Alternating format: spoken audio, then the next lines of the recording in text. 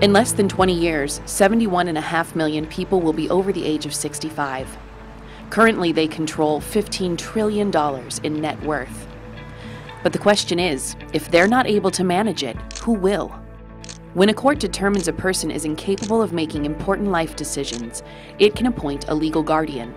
While guardianship offers critical protection for the vulnerable, it's a drastic intervention that's often abused. Unfortunately, there are times when people are appointed guardians who don't look after the best interests of the ward. They become exploited. People just like John.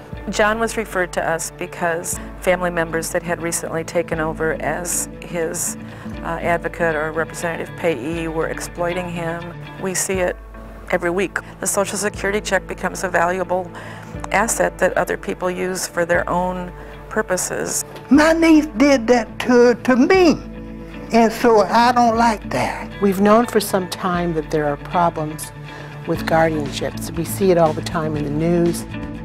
Professor Michael Jenuwine has conducted the first study of guardianship cases that has ever been done in Indiana. Guardianship is the only legal proceeding where a person can lose their fundamental rights without being present at the hearing, in a hearing that lasts less than 15 minutes, where the rules of evidence don't even apply. Through our hands-on work in the guardianship issues, we were able to see the human face of guardianship and the human face of that side of the law. And I think that Professor Jenuwine's passion for guardianship, his passion for people, made us passionate about the same thing. Our students found cases where guardianship has been in place for decades and no one has ever followed up on it.